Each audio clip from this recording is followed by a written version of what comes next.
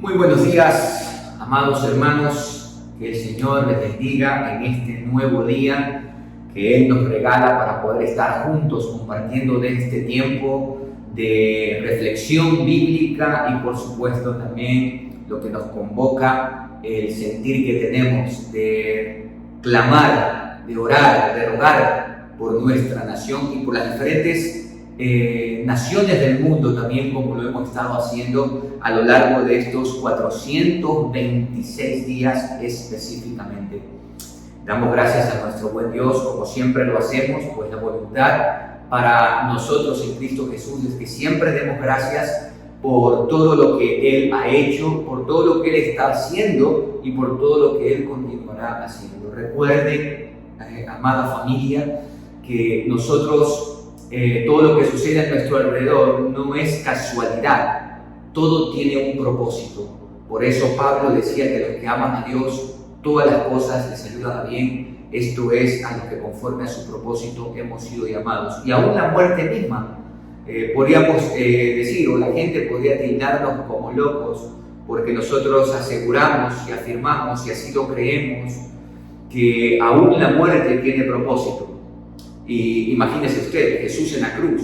Todo el mundo veía la muerte de Jesús en la cruz como el fin de todo. Los religiosos de aquella época se burlaron, los soldados también, hasta los delincuentes hicieron lo mismo. Y parecía ser que todo había acabado, todo había terminado. Sin embargo, la muerte de Jesús tuvo un propósito, el propósito salvífico, el propósito redentor.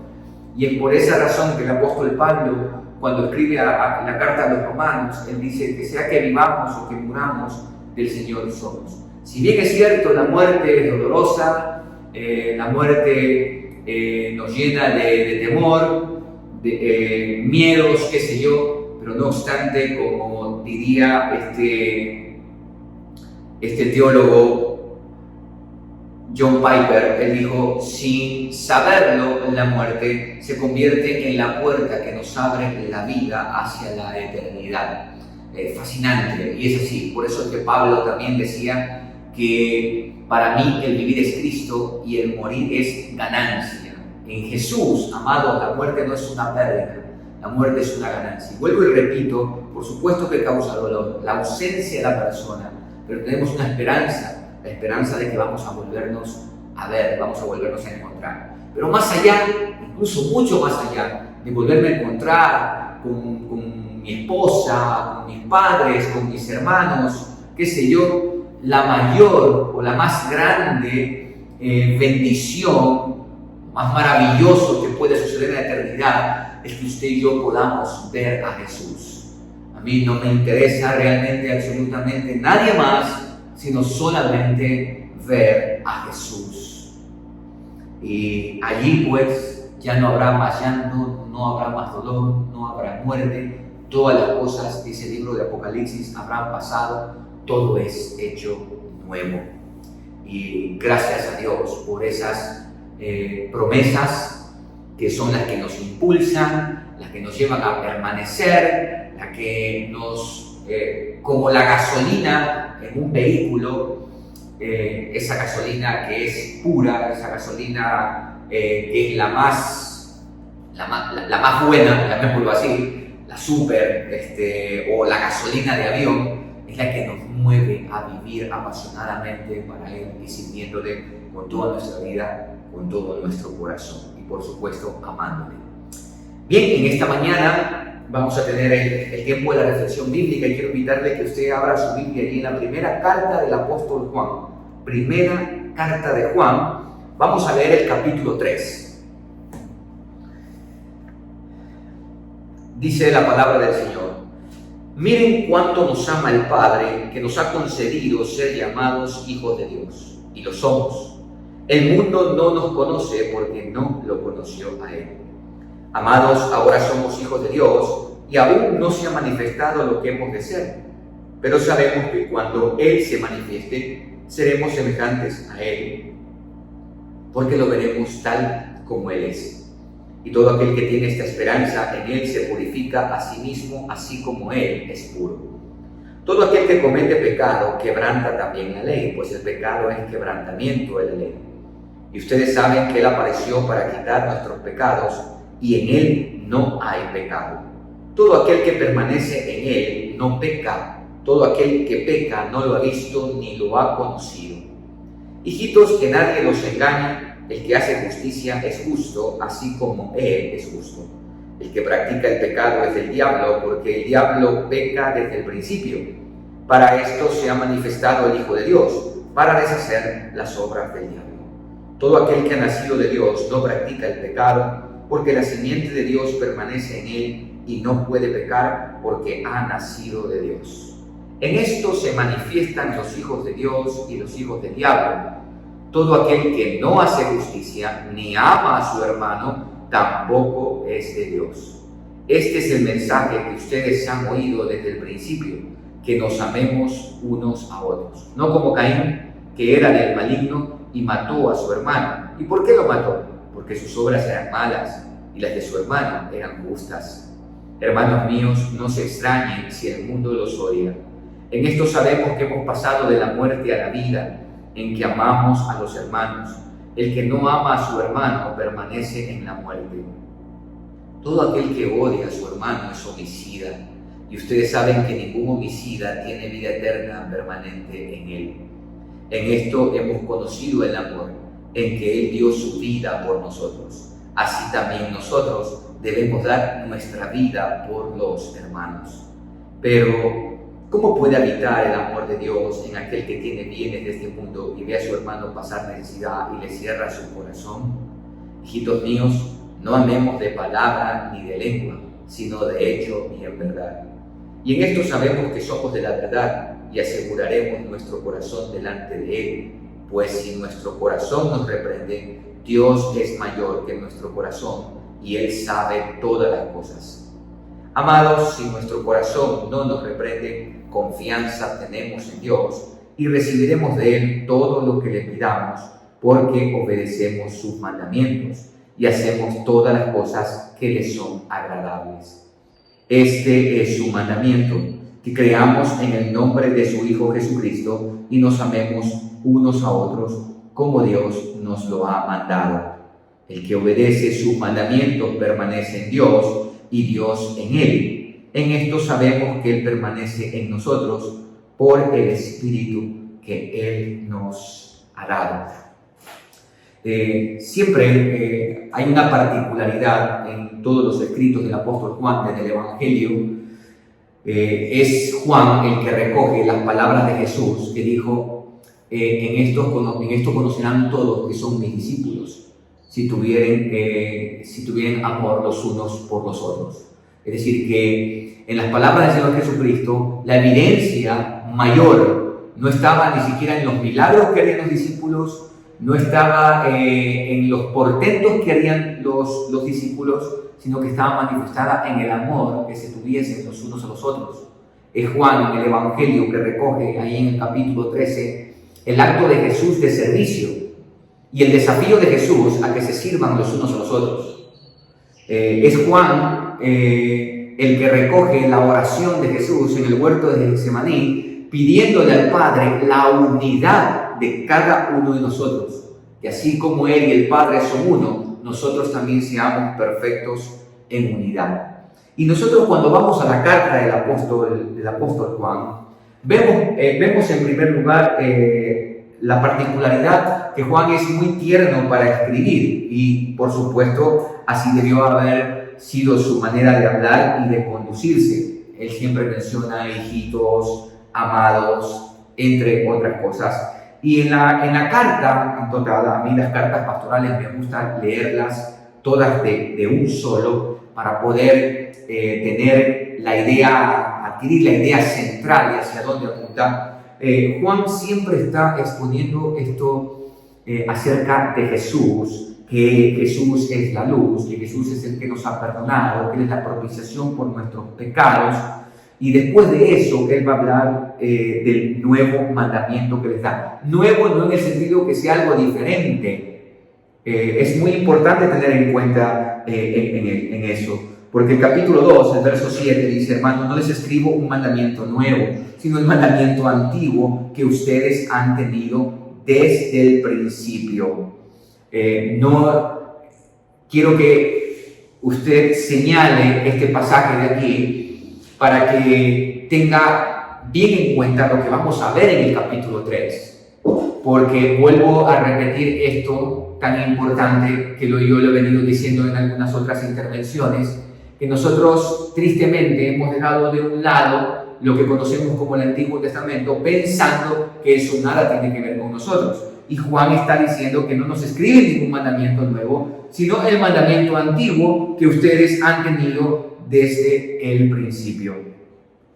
Con este antecedente, entramos al capítulo 3 y Juan, para señalar lo que va a decir a continuación, es decir, todo lo que va a hablar acerca del amor, él empieza diciendo, miren o dense cuenta del gran amor que ha tenido el Padre.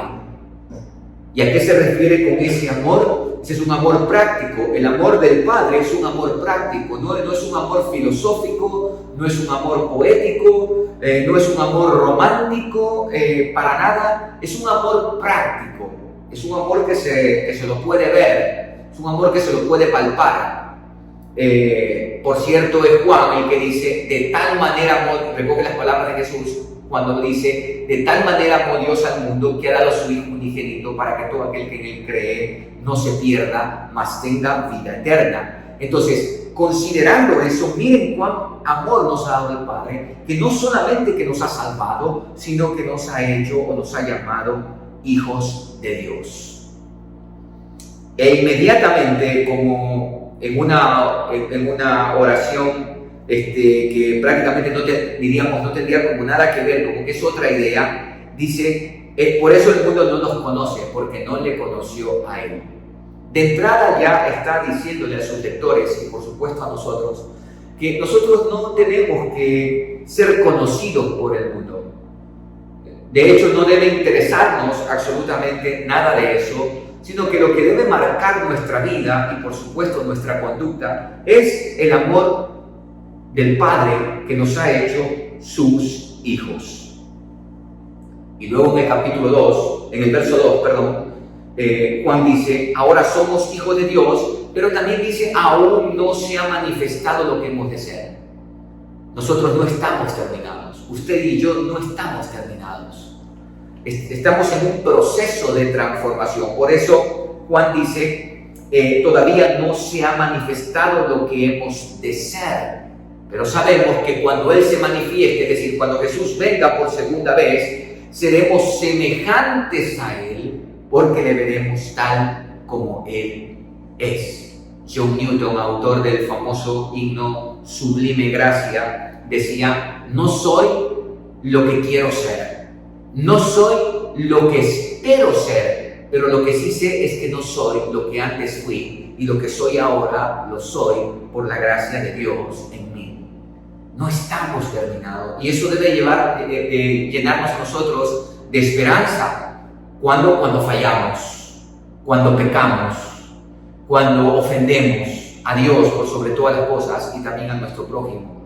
No estamos terminados. Por eso más adelante Juan va a hablar de la importancia de amar a los hermanos, independientemente de las circunstancias que puedan acontecer en lo complejo que son las relaciones humanas. Con esto, yo quiero en esta mañana presentarles a ustedes algunas características que Juan menciona de aquellos que han sido llamados hijos de Dios en este capítulo. En toda la carta, de hecho, Juan menciona algunas características. Yo voy a enfocarme específicamente en las del capítulo 3. Y dice allí Juan en el verso 2 que todo aquel que tiene esa esperanza, en el verso 3, en él se purifica a sí mismo como él es puro. Una de las características de aquellos que hemos sido llamados hijos de Dios es que vivimos en un estado de constante purificación. Ya usted sabe muy bien que Jesucristo en la cruz nos santificó. Eso quiere decir que ya nos apartó para Dios. Ahora nosotros nos vamos perfeccionando en esa santidad tomando lo que dice el apóstol Pablo, perfeccionando la santidad en el temor de Dios. Entonces, la primera característica que menciona aquí Juan es que todos aquellos que tenemos la esperanza de que todavía no estamos terminados, pero cuando Él se manifieste, seremos semejantes a Él, porque ese es el propósito de Dios, formar a Cristo Jesús en nuestra vida. Mientras eso llega, nosotros estamos en un constante perfeccionamiento, siendo transformados de gloria en gloria, de victoria en victoria. Vamos perfeccionando la santidad en el temor de Dios. La segunda característica que menciona el apóstol Juan es que los que son hijos de Dios permanecen en Él. Permanecen. Es decir que, ojo con esto, no habla de permanecer en la comunidad. No habla de permanecer en algún tipo de situación, de rito. No, habla de permanecer en Él. Verso 6 dice, todo aquel que permanece en Él. Esta palabra es muy importante. Podríamos decir todo aquel que persevera en Él. Permanecer en Él habla de una constante comunión con Él. Y esto también es sumamente importante tener que hablarlo en esta mañana con cada uno de ustedes. Algunos de nosotros no hemos podido reunirnos en la iglesia local como antes por motivo de esta pandemia. Por supuesto, muchas personas han creído que esa reunión es necesaria, que esa reunión es lo que realmente nos mantiene, y no estoy, por favor, no me malinterpreten, no estoy diciendo que eso no es necesario. No estoy enfocándome ahorita en esa parte. Lo que quiero es que usted y yo entendamos lo que Juan está diciendo. En tiempos de persecución, en la iglesia, en esos primeros 3 siglos, amados, había momentos en que la iglesia no podía reunirse. Estaban siendo perseguidos, habían sido dispersados, entre otras cosas, y donde se dispersaban iban predicando el evangelio.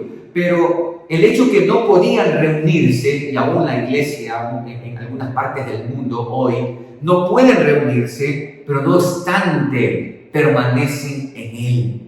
A nosotros se nos ha llamado a permanecer en Él. Y por supuesto, todos aquellos que permanecen en Él, pues vivimos con el deseo, con el anhelo de volvernos a reunir, de estar juntos, de alabar a Dios, de exaltar su nombre y de juntamente escuchar la palabra.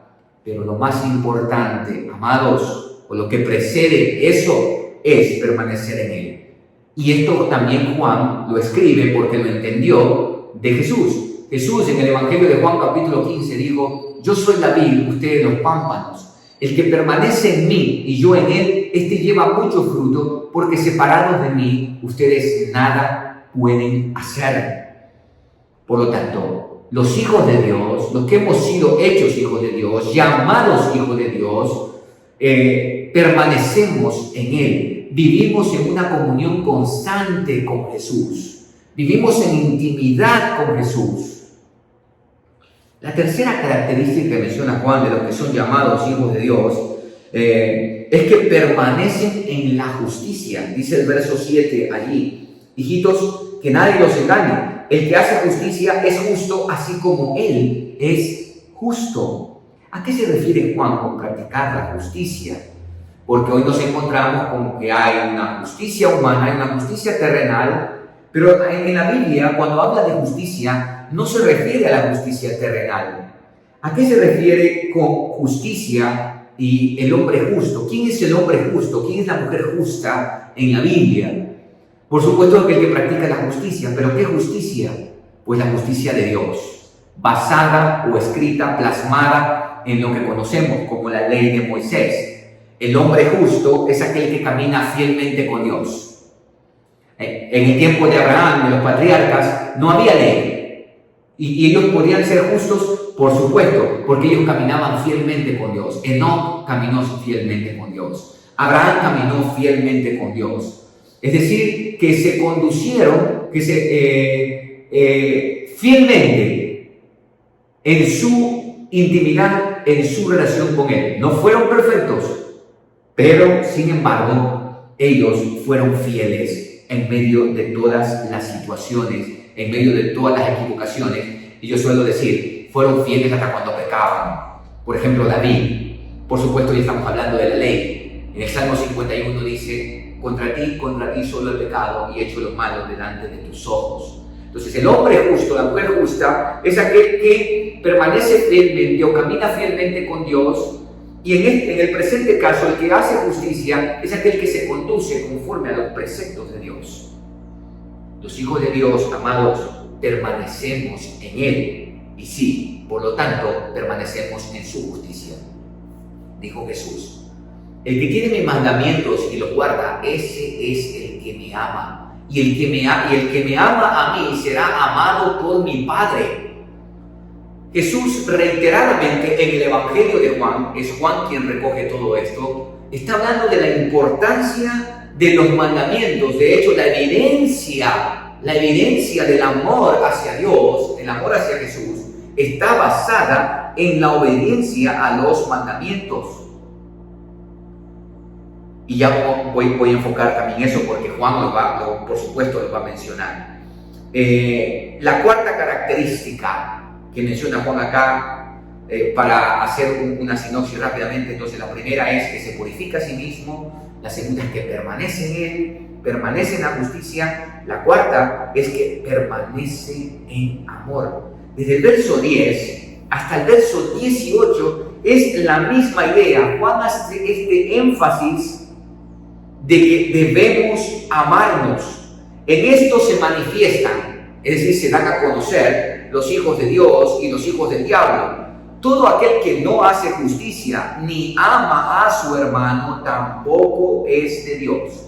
Entonces, no solamente que permanece en la justicia, sino que ahora añade Juan y dice, ama a su hermano. Y este es el mensaje que hemos oído desde el principio, que nos amemos unos a otros. Y mire, como desde el principio, no como Caín, que era del maligno y mató a su hermano. ¿Y por qué lo mató? Dice, porque sus obras eran malas y las de su hermano eran justas. Bien dice Proverbios que el malvado acecha al justo porque su vida le expone. Se lo estoy parafraseando este proverbio. La envidia por la vida que se lleva a los hijos del maligno a odiarnos. Y por eso Caín mató a Abel. No fue porque la ofrenda era mejor. No fue porque lo hizo enojar. Fue simplemente por la pura envidia de su hermano hacia él. ¿Por qué? Porque las obras de Abel eran justas. ¿Y a qué se refieren con la obra justa? Es porque Abel llevó lo mejor.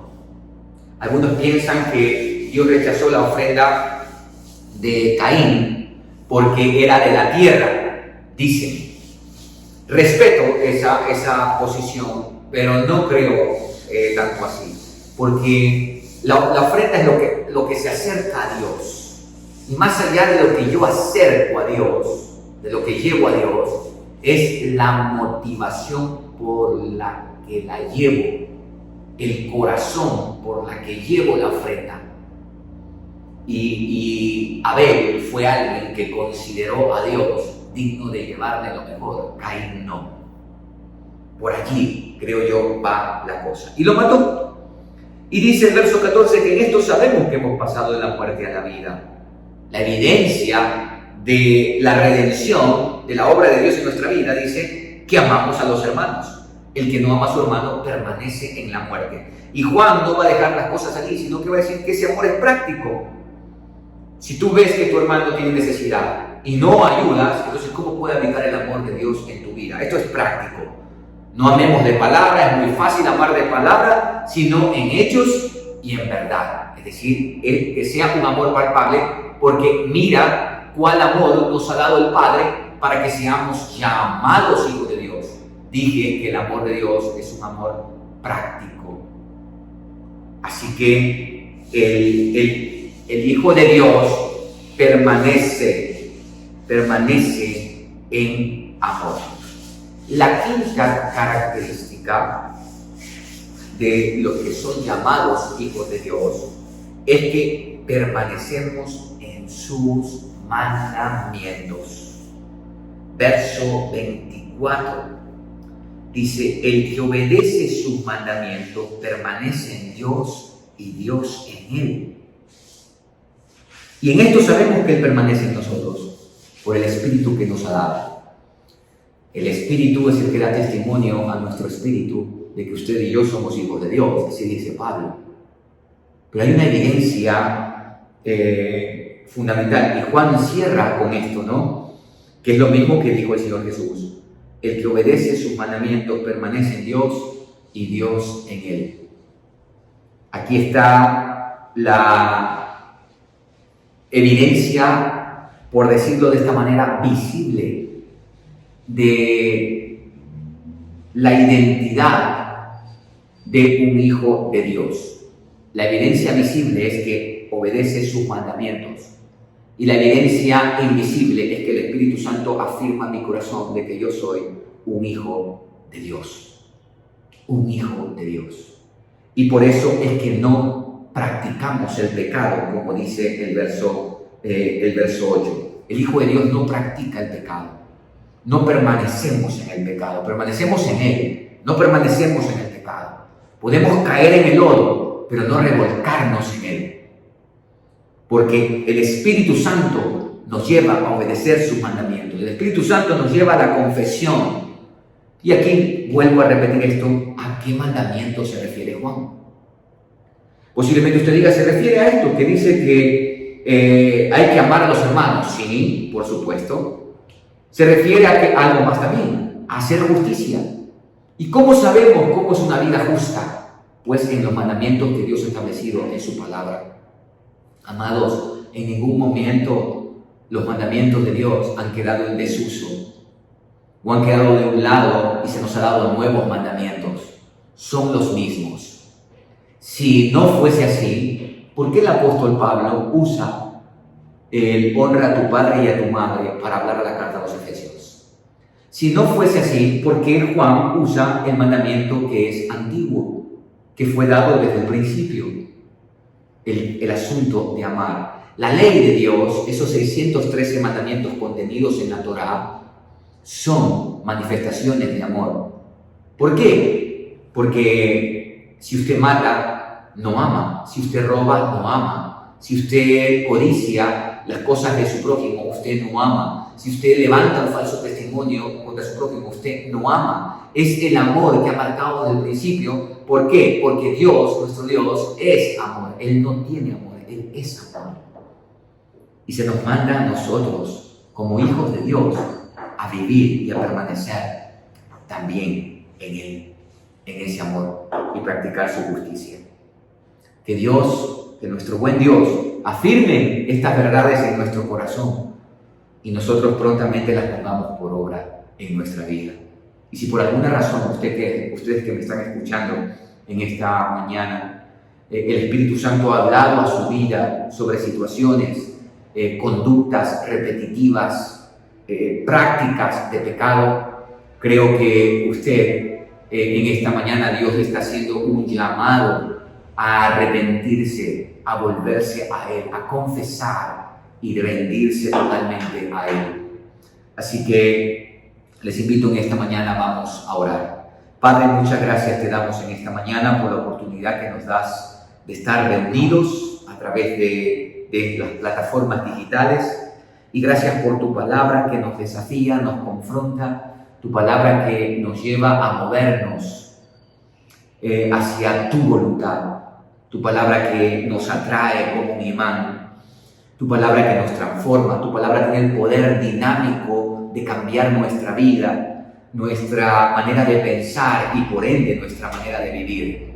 Padre, en esta mañana oramos para que estas verdades establecidas en tu palabra sean una realidad en nuestra vida. Que vivamos continuamente purificándonos, perfeccionando la santidad en tu palabra.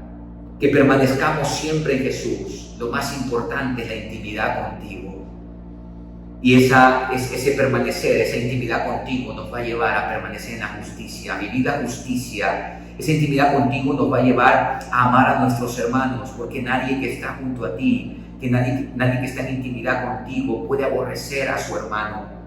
Pues tu luz, tu santidad, todo lo que tú eres nos lleva, Señor, a perdonar ofensas. Nos lleva también a pedir perdón por las ofensas que hemos hecho. Nos lleva a la restauración. Y al permanecer en ti, Señor, podemos permanecer en tus mandamientos.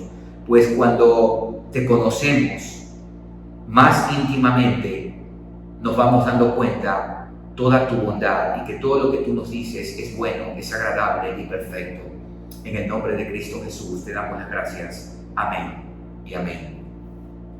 Bien, amados, como es ya un hábito entre nosotros, pues vamos a tener nuestro tiempo acostumbrado de oración y tenemos estas 5 peticiones.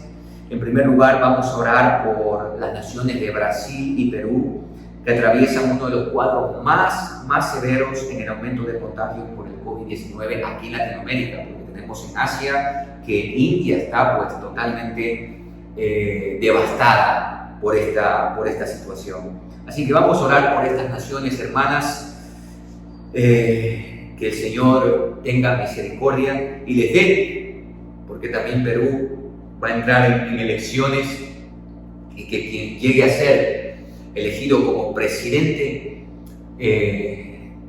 pueda tener un buen plan para la situación en lo que tiene que ver específicamente con la salud, con esta pandemia.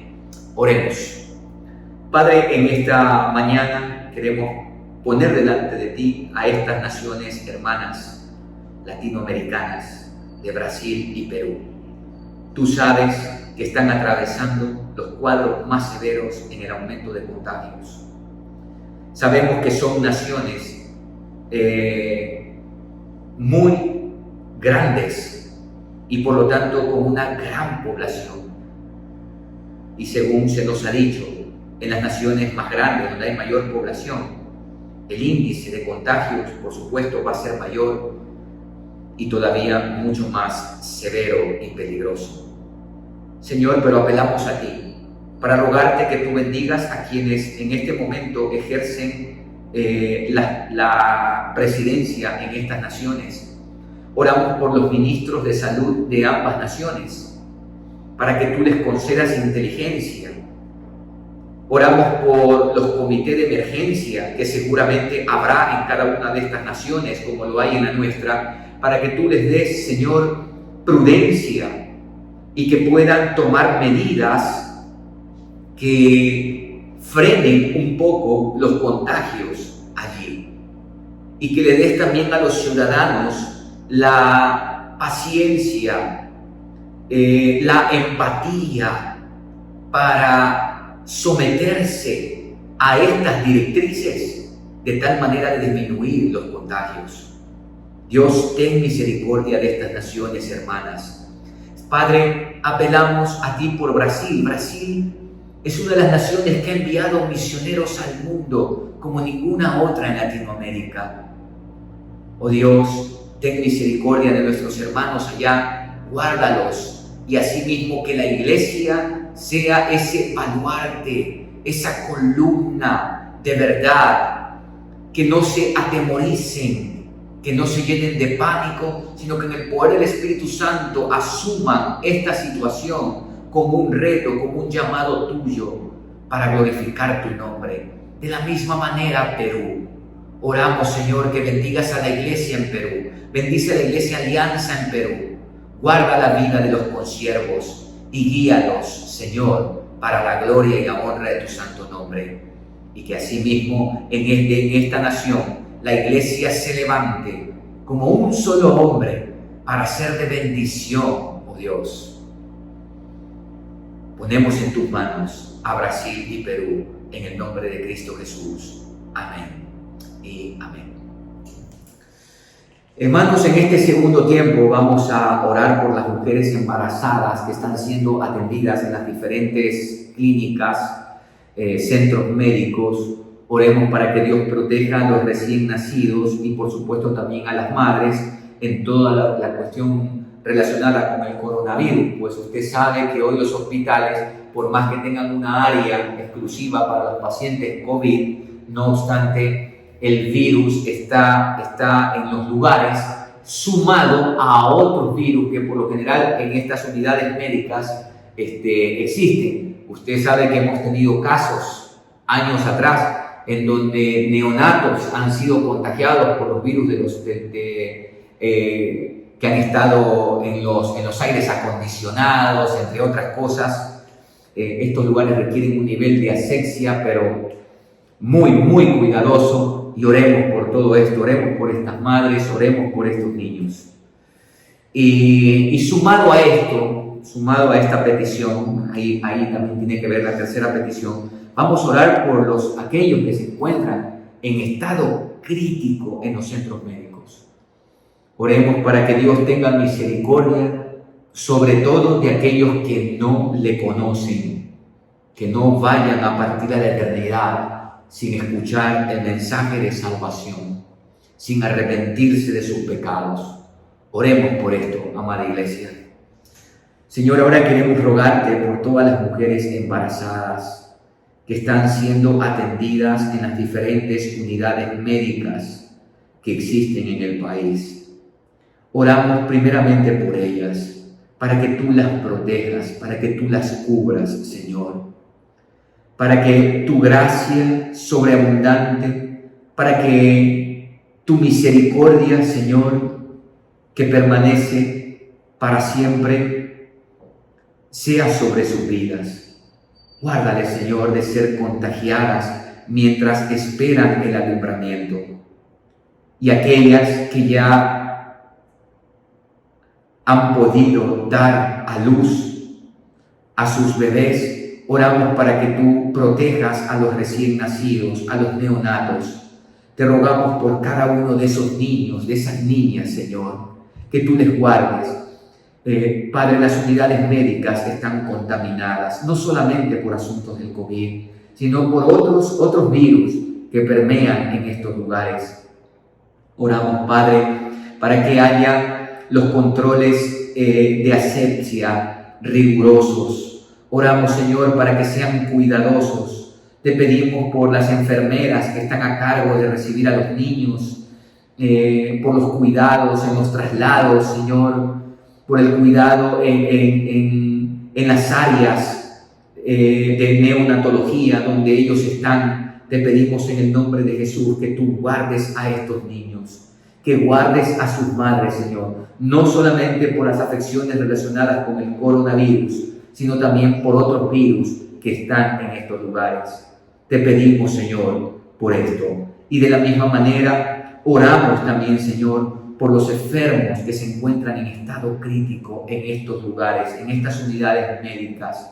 Oramos para que tú también, Señor, tengas misericordia y que ellos puedan llegar a conocerte. Señor, extiéndeles un poco de vida para que puedan dar el paso de arrepentimiento y entregar sus vidas a ti. Como solemos decir, papá, lo peor que le puede acontecer al ser humano no es la muerte. La muerte no es el gran problema. El gran problema es lo que viene tras ella. Enfrentarse a ti, a tu santidad. Enfrentarse a la obra de Jesucristo en la cruz y aquel cordero inmolado para nuestros pecados y que se hayan dado el lujo de rechazarlo. Te rogamos en el nombre de Jesús que tu misericordia sea sobre estas personas que están en estado crítico y puedan llegar a conocer la salvación en Cristo Jesús, puedan arrepentirse y rendirse. Oramos también, Señor, para que tú les concedas a ellos o a ellas la gran y valiosa oportunidad de escuchar el mensaje salvífico. Y quién sabe, Señor, si tú en tus grandes riquezas, en tu gran misericordia que es inagotable, les concedas también vida para que puedan cumplir con el propósito de glorificarte en esta tierra, de ser los instrumentos, los canales de bendición para sus respectivas familias. Oramos también, Padre, para que tú proveas de todos los recursos económicos. Señor, tú sabes que en los hospitales no hay insumos y las familias tienen que hacer de todo, hasta endeudarse para dar la medicina para sus enfermos. Te pedimos, Señor, que tengas misericordia también de esto y proveas a las familias, pero sobre todo, Señor, que sensibilices a este gobierno que ya está de salida. Y oramos, Señor, para que el nuevo gobierno pueda tener un plan que pueda ayudar, que pueda sostener, que pueda aliviar todo el dolor que ya se está viviendo. Desde ya oramos por la ministra de Salud, para que tú la bendigas con prudencia, con inteligencia, con sabiduría, con discernimiento para las medidas que debe tomar, para el plan que debe poner en marcha. Te rogamos por todo esto, Señor, en el nombre de Cristo Jesús. Amén y amén. Amados, ahora vamos a orar por la ciudadanía en general. Usted sabe que hemos estado ya, esta es la última semana en este estado de excepción para las 16 provincias del país. Pero eso no quiere decir que se va a levantar porque ya el virus no está entre nosotros. Yo ruego y espero que no seamos insensibles, que no seamos ciegos, que no olvidemos que esta pandemia tiene más de un año, que este virus tiene más de un año en medio nuestro, y nosotros después de un año y unas semanas más volvimos nuevamente al confinamiento. Amados, que entendamos la importancia de no salir por salir, de no aglomerarnos. Ya habrá su tiempo. Oremos para que esta situación, estas medidas que se han tomado, puedan bajar los índices de personas que necesitan unidades de cuidados intensivos.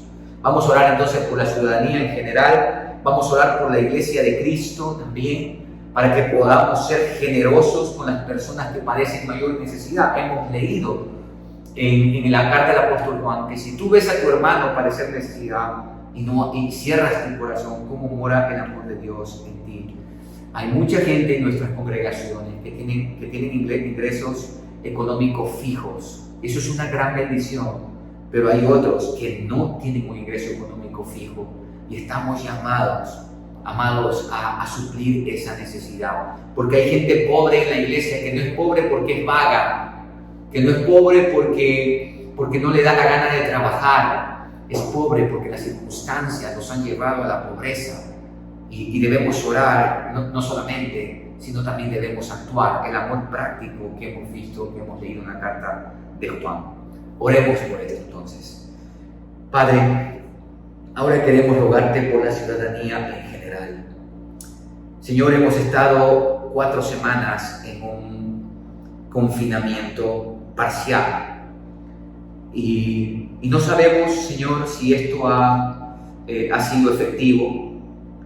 Esto lo veremos mucho más adelante y estamos a punto de está a punto de levantarse este estado de excepción nuevo que se estableció, que se decretó, y oramos para que la ciudadanía en general sea consciente y empática con la situación que estamos viviendo.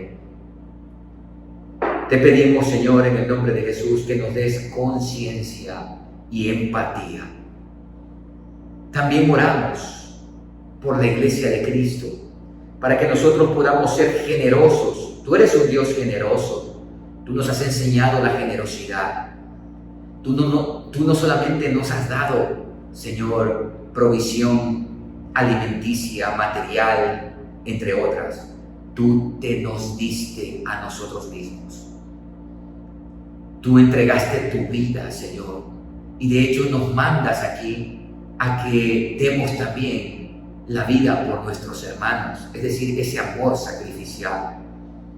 Padre, es triste ver que mucha gente de la iglesia que tienen ingresos fijos cierran su corazón frente a la necesidad. Si bien es cierto, hay unos que son vagos, no quieren trabajar, pero hay otros, Señor, que no existen las posibilidades. Oramos, Señor, para que tú muevas los corazones y la iglesia sea generosa con aquellos que padecen mayor necesidad. Que aquellos que tenemos un ingreso fijo económico, Señor, podamos compartir, podamos aliviar la necesidad de aquellos que no lo tienen en estos momentos.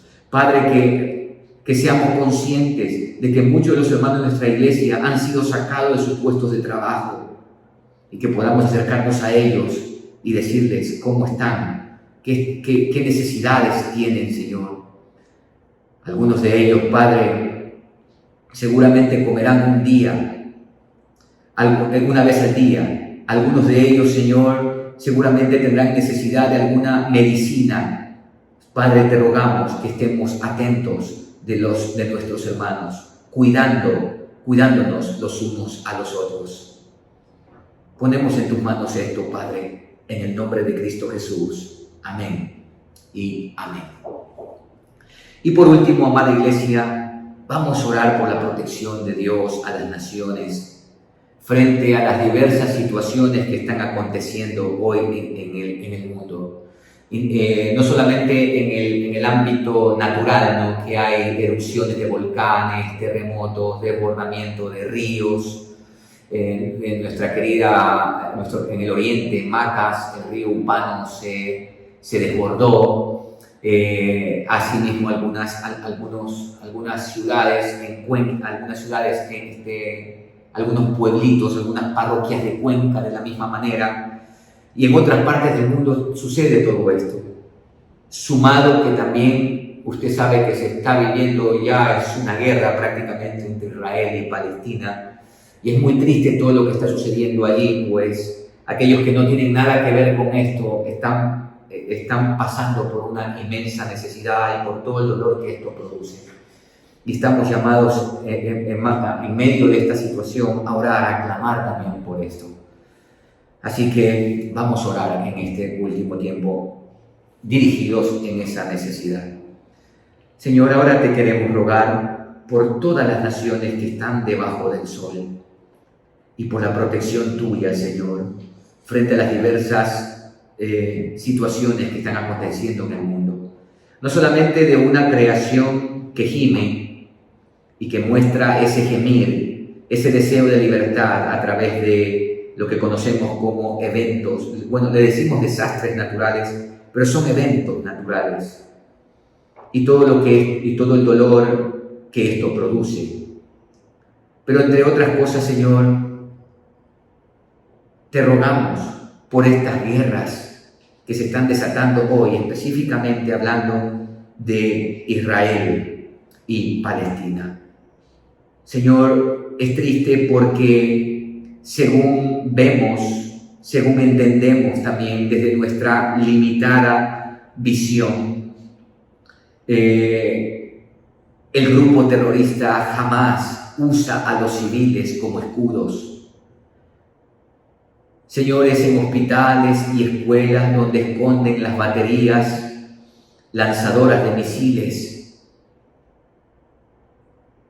Y esto, Señor, genera que cuando del otro lado atacan para destruir tales baterías, mueren civiles, mueren niños, mueren mujeres, mueren ancianos. Es triste lo que se está viviendo allá. Y no estamos aquí a ponernos de un bando o del otro, solamente pedirte que tú tengas misericordia y que tú protejas a los más vulnerables de ambas naciones. Oramos, Señor, pidiéndote y clamándote a ti, soberano, Rey de reyes y Señor de señores. Tú tienes el control de este mundo, Señor. Nada se ha salido fuera de tu control. Y todo, absolutamente todo, apuntará a tus propósitos. Pero clamamos a ti, porque tú nos has dicho que tú eres muy misericordioso. Te insistimos a ti, porque, Señor, como leemos en tu palabra, aquella mujer que constantemente le insistía a ese juez injusto, y por ya no tenerla enfrente le hizo justicia, cuanto más tú, que eres el juez justo de toda la tierra. Clamamos a ti y te rogamos a ti por todo esto, Señor. Y te damos gracias, porque sabemos primeramente que nos has escuchado, porque somos tus hijos. Y en segundo lugar, porque sabemos que tú no eres un Dios que permanece estático. Tú eres un Dios que siempre actúa, que está actuando y que actuará. La gloria y la honra sean para ti en el nombre de Cristo Jesús. Amén y amén. Amada Iglesia, que Dios les bendiga en este día y que todas sus labores sean marcadas o tengan el sello de que ustedes son hijos de Dios.